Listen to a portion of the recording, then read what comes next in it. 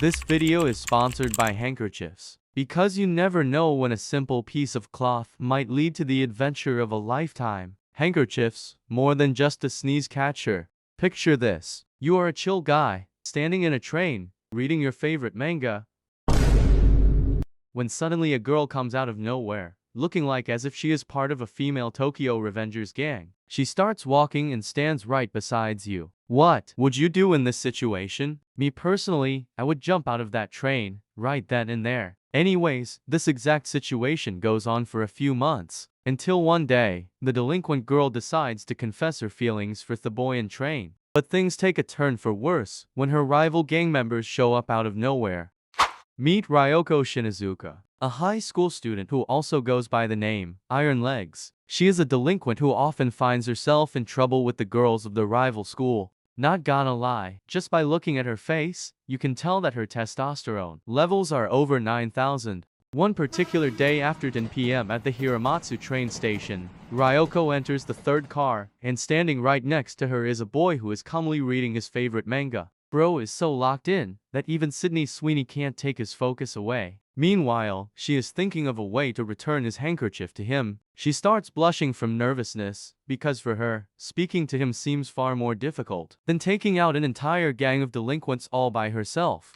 We go back in time, where we can see someone loading a roundhouse kick. It's Ryoko, and currently she is in a parking lot fighting some girls and kicking their heads in. She then kicks their gang leader so hard that it ends up breaking her nose bridge. After kicking their butt, with an angry expression on her face, she tells them to drop dead. This was her 6 months ago, and as you can tell, she was a no-good girl who always found herself in trouble. Despite being strong, she always had low self-esteem. After that street fight, her plan was to board a different train and go home. But due to exhaustion and injuries, she neither had the energy nor the patience to wait for that specific train. So, she decided to board the upcoming train. As she enters the train covered with dirt and wounds, she becomes the topic of discussion for the onboard passengers. The irrelevant background characters, whom the illustrator didn't even bother to draw properly, start gossiping about her appearance. But this was normal for Ryoko. She was always treated this way. Despite having a stone-cold poker face, she was really insecure about herself. Then someone offered her a handkerchief out of nowhere. Enter Mr. Kind Eyes, with his cheerful demeanor and the most innocent. "Are you okay?" He offers her his handkerchief. She couldn't believe her eyes and awkwardly kept looking at him. It's because he was the first person to treat her normally. With a golden retriever smile on his face, he told her to keep it because she was bleeding. Fast forward to the current day, where she is standing right next to the boy on the same train. She hypes herself up, because today is the day when she is finally going to return this handkerchief. It's not that much of a difficult task to begin with. But still, her heart is beating so fast right now and she is thinking, am I sus for obsessing over a piece of cloth? In the next panel, we can see Ryoko moving forward, but not towards the MC. She exited the train on the upcoming station, because she was too nervous to hold a normal conversation with him. She couldn't believe it herself. It is impossible. I can't say it. She was having an inner monologue. Standing next to an electric pole, she recalled on how it has been 6 months since she is trying to return this handkerchief. But every time, she has failed to do so. Furthermore, she wonders if the boy even remembers her in the first place. Maybe she is the only one who is eager to meet and talk to him. Suddenly, she remembered who she really is, and starts banging her head on the pole aggressively, as if she was possessed by I show speed. This alerts the people standing nearby, and they start looking at her as if she is having a mental breakdown. Blood started coming out of her head, because she constantly kept banging it on the pole. She reminded herself that she is Iron Legs Ryoko, whose aura could stop a crying child from crying. She hates how a weak thought of failing to return the handkerchief almost made her forget who she is. After this Sigma female self-motivation, she decided that tomorrow is the day when she will finally return the handkerchief and get the job done. The next day. After her classes were over, she went to school bathroom and got ready. She looked herself in the mirror and started channeling her inner David Goggins. "You are a beast," she said to herself. "A beast that stalks its prey from the shadows. Until now, the only thing holding you back was bad timing. But not anymore. Today you will do it. Don't back down until you got it. Do what you want." These were the words of Iron Legs Ryoko before she decided to return the handkerchief. As her motivational speech came to an end, she blushed a little, and was ready for World War III. A few moments later. As she was going to the train station, her excitement turned to disgust. A group of delinquent girls started approaching her and surrounded her. One of them called her by the name Iron Legs and told her it has been a while since she last saw her. But Ryoko just stood there without saying anything. She tried to provoke Ryoko by calling her a female gorilla and asked why is she acting so dignified. The rival delinquent did this in order to start a fight. But surprisingly, even after all the crap that came out of her mouth, Ryoko gave them a cheerful smile. She then returned the favor and told the girl that she had a foul mouth. But since she has a train to catch, she can't spend more time with them. One of the girls grabbed her shoulder, reminding Ryoko that her house is in this area, and she doesn't need a train to go to her house in the first place. This angers her greatly, so she glares back at her with a look that would make anybody wet their pants and tells the girl not to touch her with those filthy hands. This scared the girl and she let her go immediately. While walking away from them, she lets them know that the Ryoko they once knew was gone. She is no longer the same person and is too busy to deal with them. As she waved her hand towards them, she warned them not to show their faces again. This sudden change in Ryoko's behavior was a mystery to the girls, and they couldn't understand it. But by the looks of it, their gang leader understood the reason behind this sudden change in her behavior. In the next panel, we see a train on tracks. It was past 10 p.m., and Ryoko was standing next to the boy she liked. She was blushing a lot and didn't know how to approach him. While all this time, she kept looking back at him. Unbeknownst to her, our guy is a man of focus, commitment, and sheer will. She finally took 3 deep breaths and mustered up the courage to talk to him. She turned towards him and faced the boy, but just as she was about to speak, she remembered something. The words of rival gang leader started echoing in her head. As Ryoko remembered those words, she was hurt deep inside, which led her to keeping quiet. She thought after returning this handkerchief, what would happen? There will be no reason for her to take this train in the future. In that moment, she realized that she was not scared of returning the handkerchief. Instead, she was scared that if she returned this handkerchief, this moment between them would end. While she lowered her head and was deep in thoughts, our boy just stood there, not knowing he just flipped a girl's world upside down.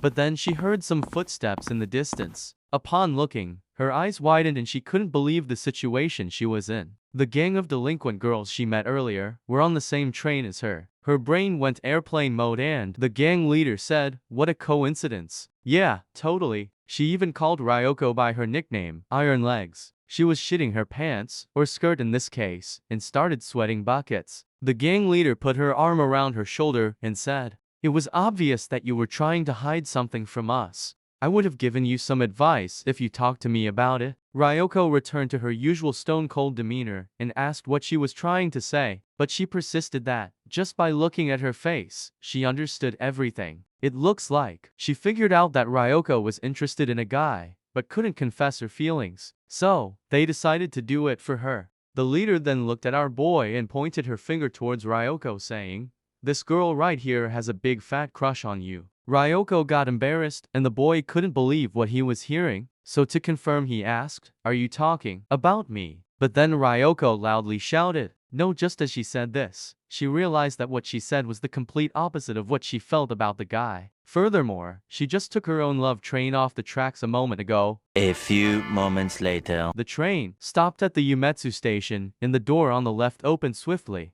Ryoko just stood there silently, and the gang leader added fuel to the fire saying, "Looks like I said something unnecessary." With a sarcastic tone and mocking expression on her face, she continued that she meant no harm, and asked Ryoko to forgive her. She then reminded her that the kick from 6 months ago broke her nose, and it hurts to this day. She then mocked her again, and asked for her forgiveness one more time. Ryoko's brain was processing multiple emotions at once, and she couldn't take it anymore. So she just pushed the leader away and exited the train, leaving the delinquent gang and the poor boy on the train. The bully laughed at how simple-minded and childish she was. Meanwhile, our boy just stood silently, processing the entire situation that just took place.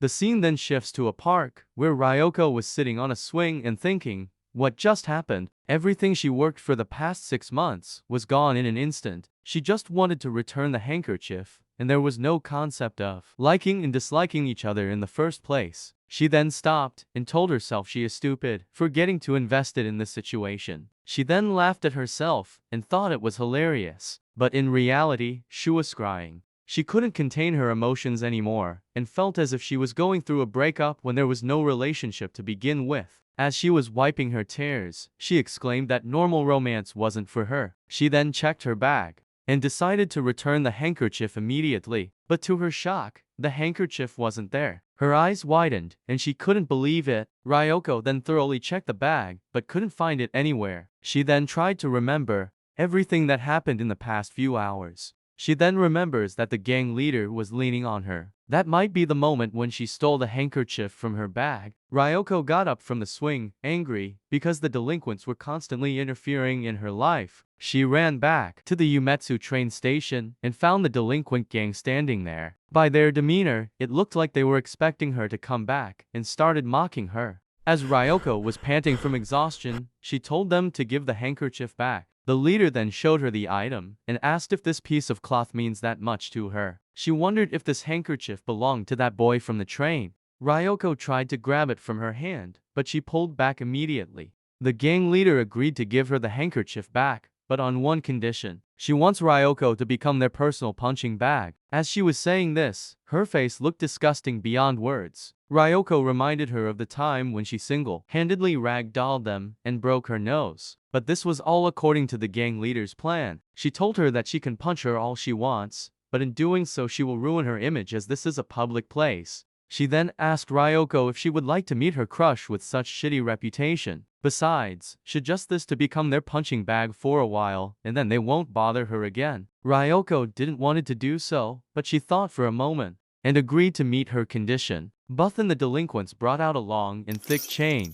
She praised her guts, and wondered if her beliefs are as strong as those legs of hers. So she decided to test her resolve. They restrained her with the chains and started beating her up. While all this was going on, the passengers nearby just ignored the bullying and kept following their NPC script. Ryoko was getting punched so hard that after every shot she would fall face first on the ground. The leader then grabbed Ryoko by her hair and asked, "How does it feel when you are getting beat and the only thing that you can do is endure?" She then mocked her and told her to break the chains with those iron legs of hers. As the gang leader looked at her, Ryoko was staring daggers at her. There wasn't a hint of pain or fear in her eyes. Is it me or she is starting to look more like season for Eren Yeager from Attack on Titan? After their little game, Ryoko asked if she was done. Realizing she can't hurt Ryoko with physical pain, she decided to change her tactics. She went for emotional damage and told her everything that happened after she got off the train. The gang leader revealed that after she was gone, the boy asked them not to bully her. He was really worried about Ryoko, and just by one look, she could tell that the handkerchief belonged to that guy. The gang leader then decided to inflict max-level emotional damage and stomp the poor handkerchief right in front of her eyes. She then revealed that after she was gone, all the girls beat the crap out of him. This shook Ryoko, and she couldn't believe that the gang leader would go that far. She then insulted the boy, calling her a wimp, and wondered why someone like Ryoko would fall for a pathetic guy like him. Seeing her like this, reminded the bully that the boy was also lying down on the floor after they beat the crap out of him. So the both of them are perfect for each other. After the one-sided beatdown, the bullies exclaimed that this was such a good stress relief and left right away. The picture of the boy she liked came to her mind, and she told them to wait. As they looked back, Ryoko broke the chains wrapped around her legs and was about to get up. The bullies started shitting their skirts, as they didn't expect Ryoko to get up after that brutal beatdown. As she got up, she told them that she didn't mind getting punched over and over again, and getting hurt meant nothing to her. She would endure their beating to the point where she started vomiting blood from the mouth. But hurting the boy, who had nothing to do with her situation, was unforgivable. She just couldn't ignore it. After she was done talking, she told them to get ready, because from now on, she will teach them some manners, and her legs would do the talking now. The bullies couldn't believe what they were seeing and cursed her for standing up again. Ryoko then lunged at them with her right leg high in the air. She then used one off the bully's face as a step and jumped high into the air. The gang leader was having flashbacks from 6 months ago when she got her face kicked in from Ryoko. With a roundhouse kick, Ryoko broke her already broken nose and beat the living hell out of her. Later she went to the train station, where she thought the boy might be present. The passengers standing nearby looked at her as if she was crazy. Some even started laughing at her, instead of asking for her well-being. She was determined to return this handkerchief now, and end things once and for all. In that moment, Iron Legs Ryoko was ready for any possible scenario that could have taken place. The train then arrived and the door opened.